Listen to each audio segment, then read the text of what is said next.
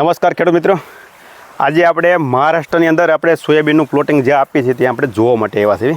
તો ઘણા ખેડૂત મિત્રોને કોમેન્ટ હતી કે ભાઈ આપણું પ્લોટિંગ ક્યાં થાય છે.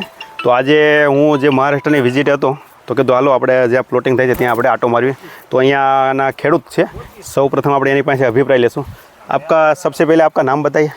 नमस्ते, मेरा नाम है उमेश नलवड़े और आपका या कहाँ से है आप? मैं फड़तरवाड़ी से हूँ, फलटन से। और जो आपका ज़िला? जिला सातारा है। सतारा, ठीक है. और वो आपने कौन सी वेराइटी लगाई हुई है अभी? हमने फूले कीमिया वैरायटी लगाई है। फूले कीमिया. और भैया ये आपने कौन सी कंपनी का बीडर टू प्रोग्राम लिया हुआ है? फूले सीड्स का. हाँ. और आपने कौन सी पद्धति से इसकी बुआई की हुई है? और ट्रैक्टर चलित पेरनी यंत्र से बुआई की है. हाँ, એટલે ખેડૂત મિત્રો આપણે ઓવણીથી જે આપણે જે સિસ્ટમથી પેરણી કરી ને એ જ સિસ્ટમથી આમાં કરેલી છે. અને कितना डिस्टेंस रखा हुआ है? कतार से कतार 12 इंच का. 12 इंच का. 12 इंच का है. तो खेडूत મિત્રો 12 इंच ऊपर આપણે આ વાવેતર કરેલું છે.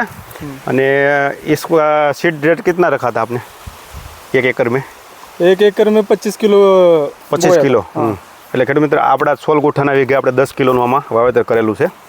और आपने इस वेराइटी का सबसे पहले खाद कौन सा डाला हुआ था बुआई के समय? 10-20 खाद डाला है इसमें. 10-20. हाँ. 10. और उसके साथ कोई सीड ट्रीटमेंट किया हुआ था? हाँ, किया था. कौन सा किया था आपने? और क्या नाम? एवर गोल्ड का. कोई बात नहीं. और उसके बाद आपने कौन कौन सी इसमें पहली फवारनी है ना, इसमें आलिका के लिए थी. अली का वो कितने दिन पे ली थी? 21 दिन में. 21 दिन में. हाँ. वो किसके लिए आप ले सकते हैं इसको? वो छोटी छोटी क्या बोलते हैं, आलिया. हाँ. और गडर बीटर है. हाँ, और सकरखंड है. और तना मक्खी है. वो सबके लिए अलिका का लिए थे. हाँ, वो सही बात है. और उसके बाद जब बड़ी फसल हो गई, जब फ्लावरिंग टेस्ट था तब क्या यूज़ किया था? फ्लावरिंग स्टेज में हमने 1261 लिया था. 1261 का स्प्रे लिया हुआ था. हाँ. और इमामेक्टिन एक लिया. इमामेक्टिन बेंजो का. हाँ, इली के लिए. उसके बाद कुछ ट्रीटमेंट किया आपने? उसे 60 दिन के बाद कोराजन लिया इसको. कोराजन इली के लिए. हाँ, खेडूत मित्रों આપણે 60 દિવસ પછી પાછો કોરાજનનો આમાં છંટકાવ કરેલો હતો. और इसमें अभी कितना यील्ड आएगा आपको लग रहा है एकड़ में? हमें 14 क्विंटल के आसपास आएगा. ખેડૂત મિત્રો ખેડૂતને એવું કહે છે અહીંયા આપણે 14 ક્વિન્ટલ એ છે બતાને. તો ખેડૂત મિત્રો અહીંયા ખેડૂતનું કહેવાનું છે આપણે 14 ક્વિન્ટલનું ઉત્પાદન આવશે. અને તમે છોડ જોઈ શકો, કારણ કે આપણે આનો આગલો આપણે એક વિડીયો મૂક્યો એ આપણે ટોકન પદ્ધતિ હતું, એટલે એમાં ફ્લાવરિંગ આની કરતાં વધારે હતું. અને આ આપણે સીડ ડ્રીપ થયેલ કે 12 ઇંચ ઉપર આને વાવેતર કરેલું છે.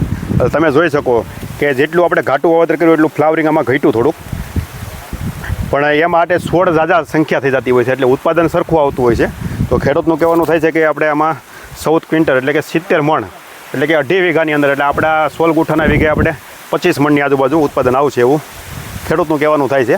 પણ ખરેખર 25 મણ આવશે ખરું, કારણ કે 12 ઇંચ ઉપર આનું વાવેતર કરેલું છે. અને આપણે નેક્સ્ટ એટલે કે આગલો વિડીયો જોયો તો એ ટોકન પદ્ધતિ હતું.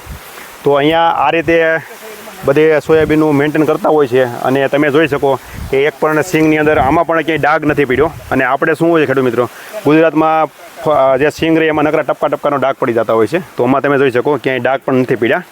તો એ રીતે અહીંયા પ્લોટિંગનું મેન્ટેન થતું હોય છે. તો બસ આજે આટલું. નમસ્કાર. જો આપણે ખેડૂત મિત્રો તમે જોઈ શકો આમાં છોડની સંખ્યા જાજી છે. ઇધર આ જાત ભૈયા તમે જોઈ શકો. તો આ રીતે અત્યારે છોડને મેન્ટેન કરેલા છે.